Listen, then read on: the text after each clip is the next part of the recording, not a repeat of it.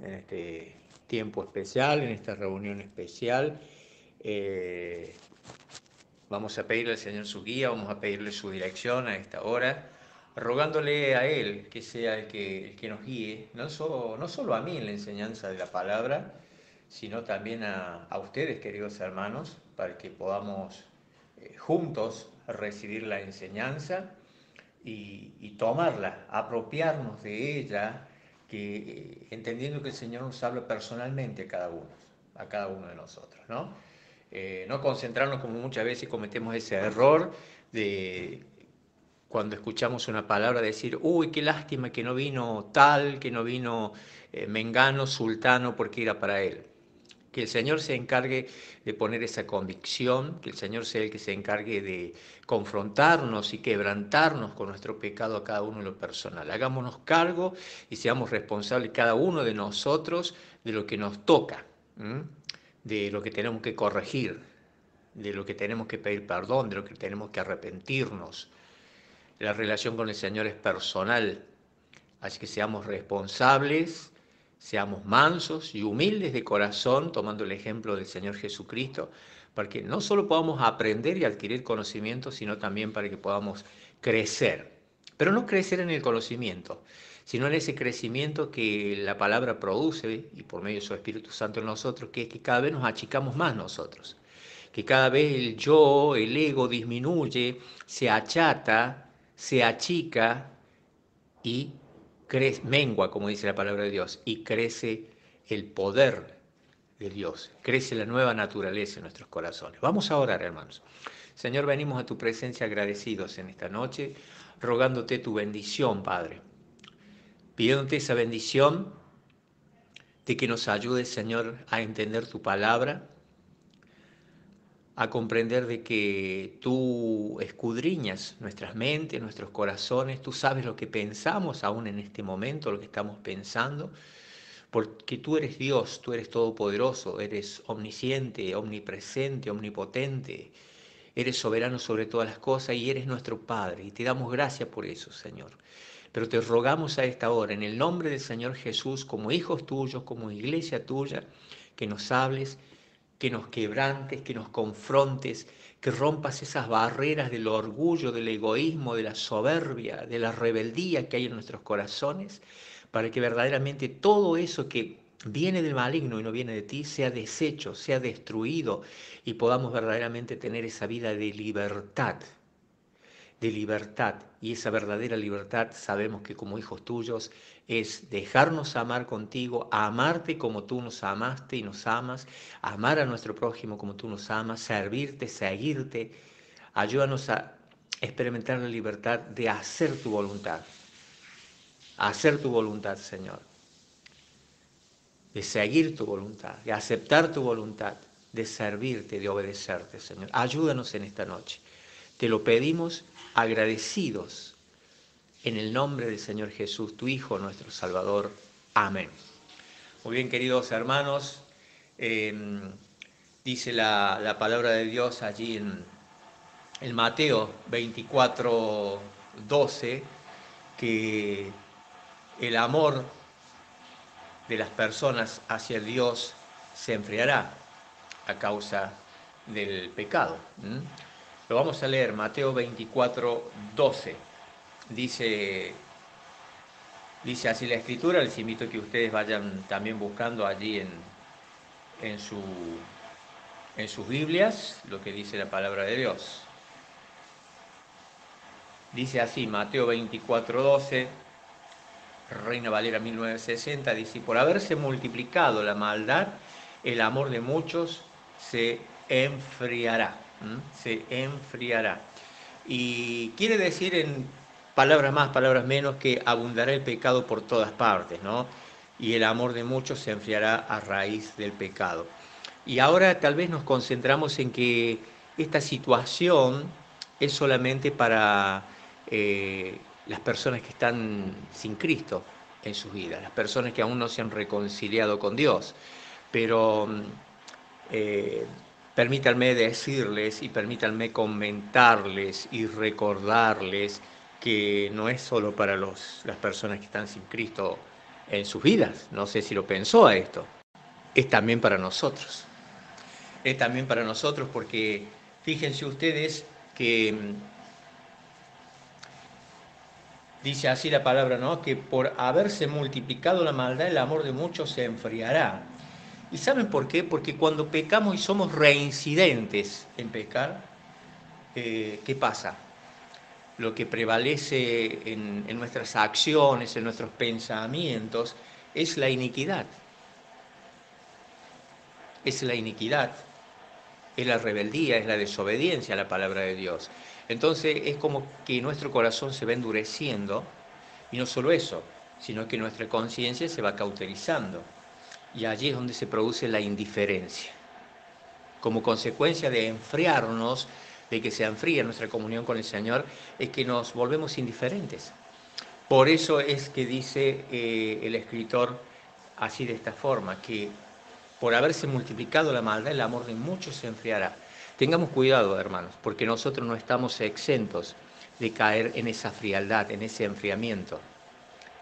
La iglesia también es muy posible que pueda caer. Y de hecho, entendemos que en los últimos tiempos, en los últimos años, la iglesia de Cristo ha, ha decaído y se ha enfriado.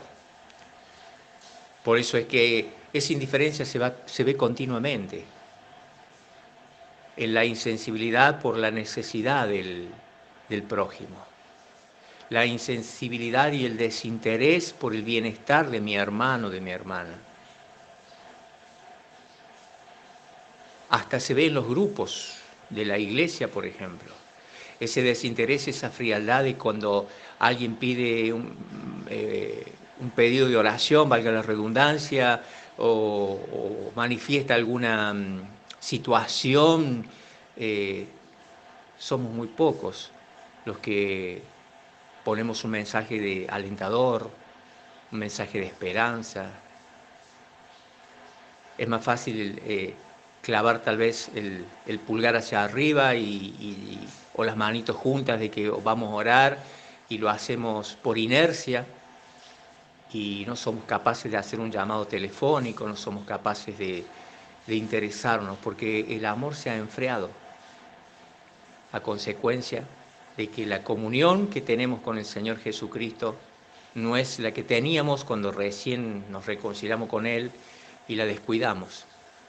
Y este sistema mundano y este sistema que está gobernado por el príncipe de las tinieblas, cuando menos acordamos, nos avasalla y nos insensibilizamos, hermanos.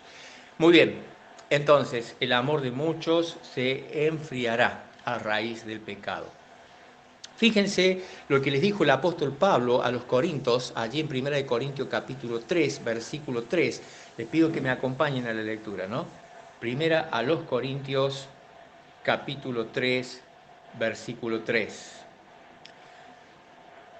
Bueno, lo vamos a leer desde el 2, ¿no? Dice, os di a beber leche y no vianda, porque aún no erais capaces, ni sois capaces todavía, porque aún sois carnales.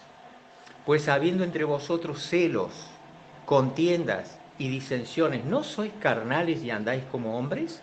Fíjense ustedes, ¿no? La gravedad de estas declaraciones, de estas aseveraciones del apóstol Pablo. Le dice así a los hermanos, tuve que alimentar, y nos dice a nosotros también en esta noche, tuve que alimentarlos con leche, no con alimento sólido, porque no estaban preparados para algo más sustancioso y aún no están preparados, dice, porque todavía están bajo el control de su naturaleza pecaminosa. Tienen celos unos de otros y se pelean entre sí. ¿Acaso eso no demuestra que los controla su naturaleza pecaminosa? ¿No viven como la gente del mundo? Es preocupante, hermanos, porque muchas veces nos concentramos más en los celos, en las contiendas, en los desacuerdos, en el que qué me dijo, qué no me dijo, qué me miró, qué no me miró, qué me saludó, qué no me saludó. Y realmente allí estamos actuando bajo la influencia de nuestra naturaleza pecaminosa. ¿Por qué? Porque no le damos al lugar al Señor Jesucristo que debe ocupar, que es el primer lugar en nuestros corazones. Porque estamos enfriados porque no hablamos con Él como tenemos que hablar, con sinceridad, con honestidad y con el tiempo que le tenemos que dedicar a Él en la oración, porque no lo escuchamos a Dios, porque abrimos su palabra muy poco durante el día y hay días que ni la abrimos tal vez. Entonces, la consecuencia de esa actitud nuestra es que parecemos personas del mundo.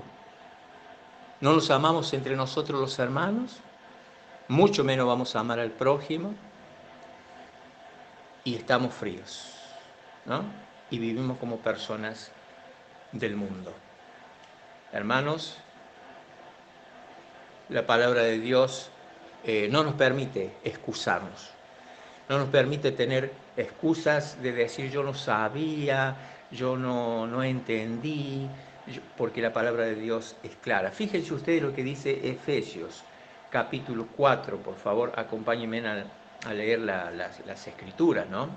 Efesios capítulo 4, sabemos que Dios nos habla por medio de ella, y dice así la palabra de Dios, Efesios 4, versículo 31, quítense, escuchen bien, quítense de vosotros toda amargura, enojo, ira, gritería y maledicencia y toda malicia.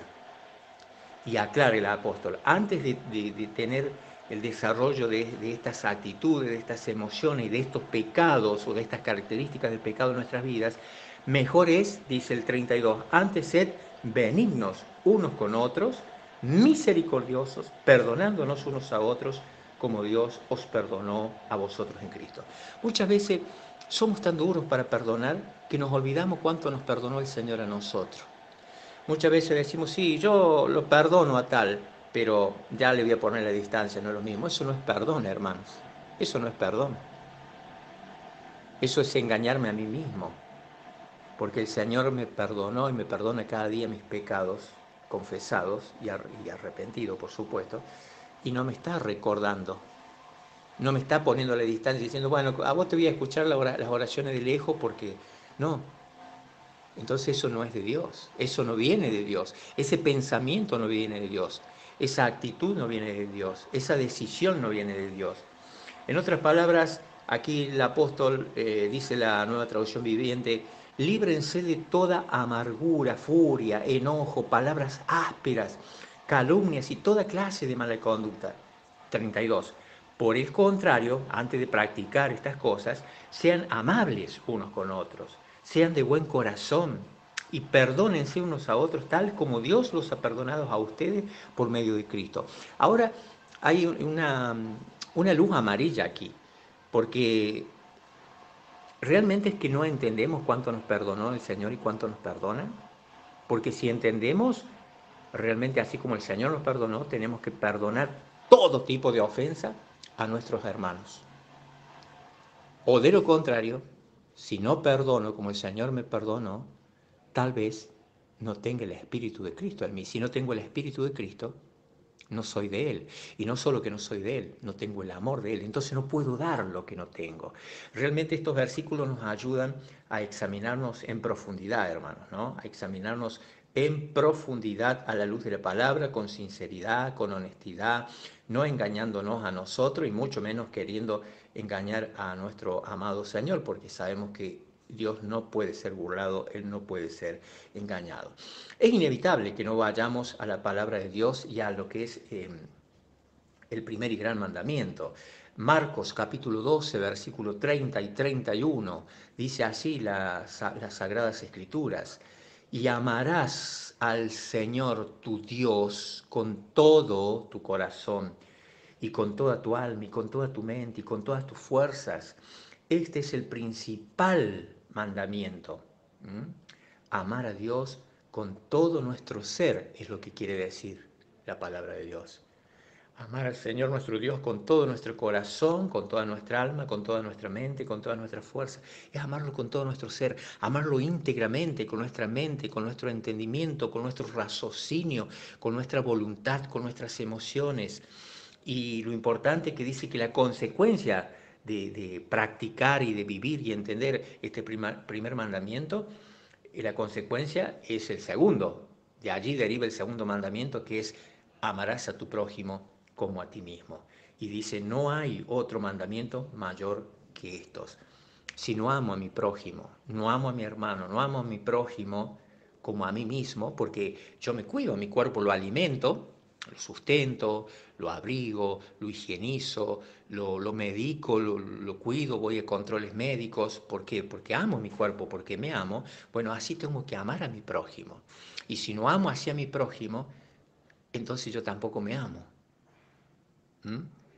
No he entendido el amor, porque tal vez no ha sido derramado todavía el amor de Dios en mi corazón, porque el Espíritu Santo es el que derrama el amor en nuestras vidas, hermanos. Y recordemos que el Espíritu Santo, el fruto del Espíritu Santo, se divide en nueve caracteres, y uno de ellos, ¿cuál es? El primero, el amor, el más importante. Entonces, si yo realmente digo que amo a Dios, no puedo andar mudándole la cara a mi hermano. No puedo andar negándole el saludo a mi hermano. No puedo andar siendo indiferente con mi hermano o con mi hermana. ¿Se entiende?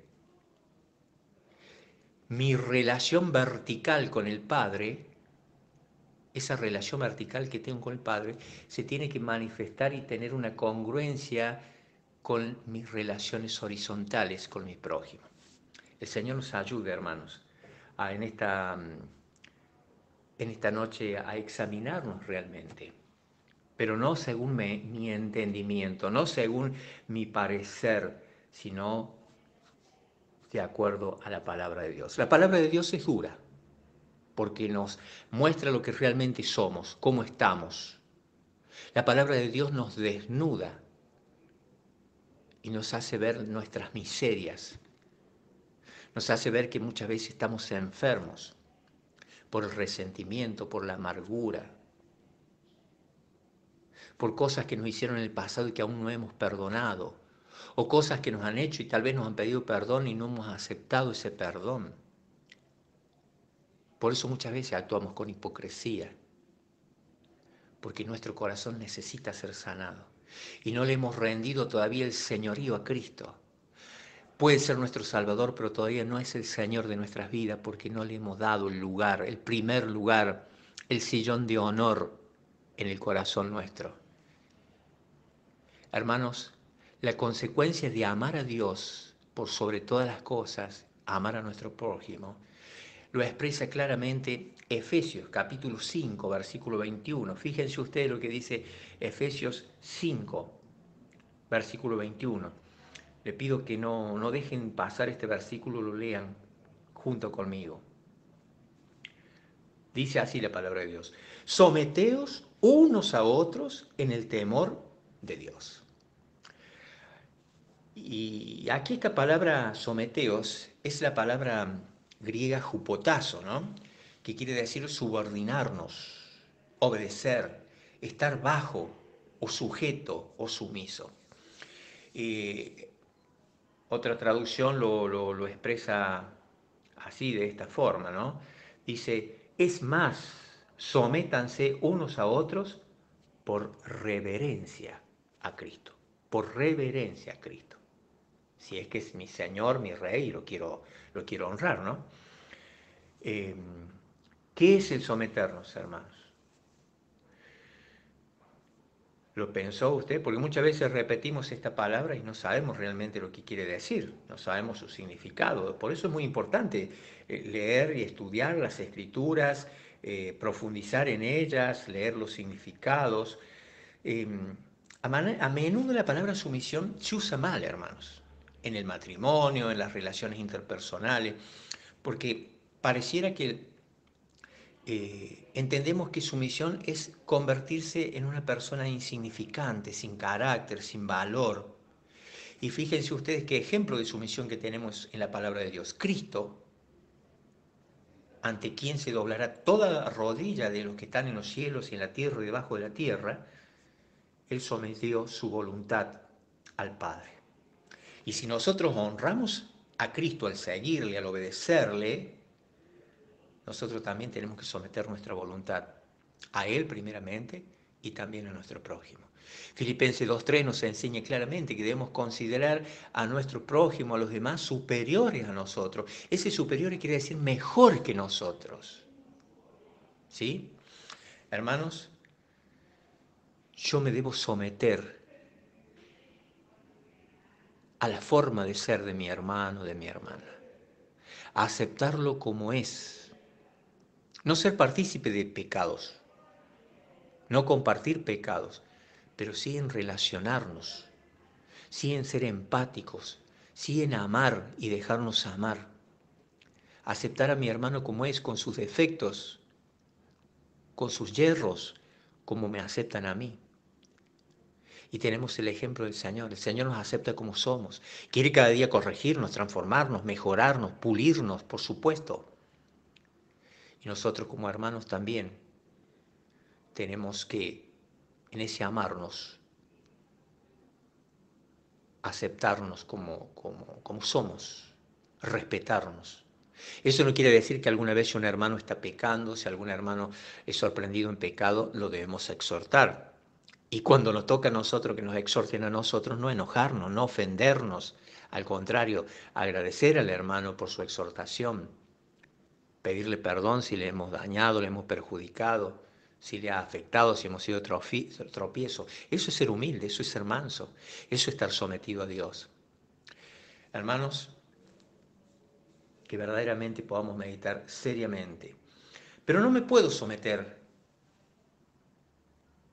al otro si primero no me he sometido a Dios. Santiago 4:7 dice claramente que nos debemos someter a Dios. Dice, someteos pues a Dios. Y después viene la consecuencia de estar sometido a Dios. Recién vamos a poder resistir al diablo. Y ese resistir al diablo es resistir las tentaciones, es resistir las acechanzas del enemigo que constantemente quiere devorarnos, quiere hacernos que perdamos las bendiciones, las recompensas, ¿no? Dice Santiago, humíllense delante de Dios.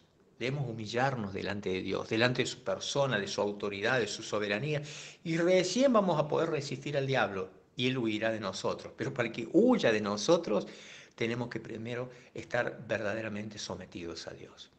¿Y qué es someternos a Dios? Someternos a Dios es hacer, el verso 8 dice, acérquense a Dios y Dios se acercará a ustedes. Lávense las manos, pecadores, purifiquen su corazón porque su lealtad está dividida entre Dios y el mundo.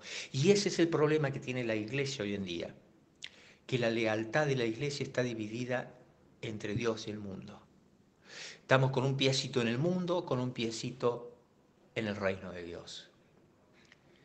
Si nos acercamos a Dios y tenemos una vida de cercanía a Él por medio de la oración, pero la oración sincera, no las vanas palabrerías, las vanas repeticiones, hablar como así como hablamos con un amigo, hablar con Él en oración de confesión, de alabanza, de adoración, no solo de pedirle, sino de alabarle y glorificarle por lo que Él es, por lo que ha hecho, por lo que hace, leer su palabra, obedecerla, practicarla